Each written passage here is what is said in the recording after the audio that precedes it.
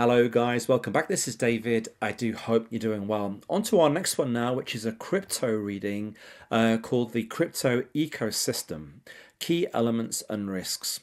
Now, the crypto is not a new asset class. Digital currencies, digital assets, it's been around here since 2009. In fact, it's not even new to the FRM either.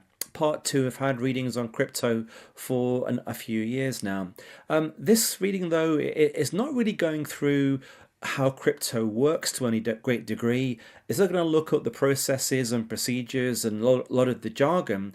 It's very much kind of looking at it from a risk perspective rather than from how crypto works perspective. Guys, let's check it out.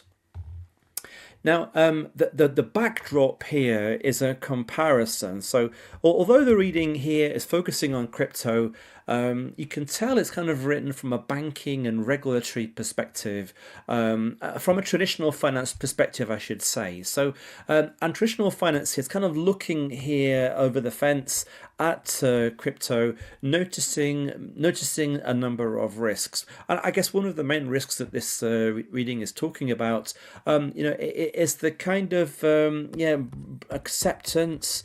I'm not sure that the acceptance is fully there yet, but certainly been lots of the traditional world talks about millions of users now in the crypto space. So whether that might be, guys, individuals, institutions, there are crypto ETFs now as well too. So to say it's accepted at the moment, no, it's definitely not fully accepted. But I think the traditional finance now is realizing that the crypto world isn't going to go away anytime soon, and kind of whether it might be regulatory actions or what needs to be done from the traditional world to try and work with the crypto world. Now, in traditional finance, of course, one of the key ideas is to have intermediaries. These institutions, banks, central banks, these are intermediaries in the financial system. So if you want to make transactions and buy things, there's going to be some kind of a banking institution there too, using a bank credit card or a debit card through the whole banking system. Whereas, of course, in the decentralized world here, there usually are very few intermediaries. Hence the term DeFi, guys, here, decentralized finance. So rather than have the middlemen, the banking system, A here can transact directly with B. They can transact there without any need for any middleman. Hence, peer-to-peer.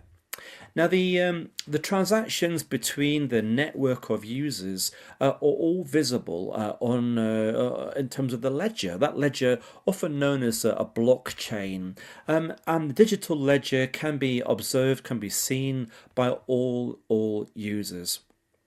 Now, on the left-hand side, we often think about trust in the banking system being required.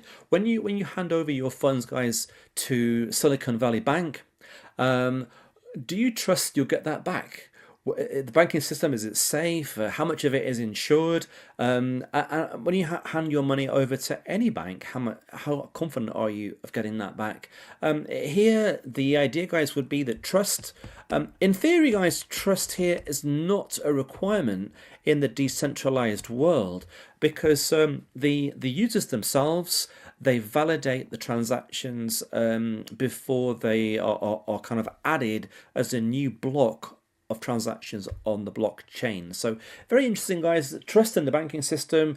When trust evaporates, then we know a bank run happens. Bank runs happen from time to time. In the decentralized world, in a way, trust isn't needed because you can verify that the current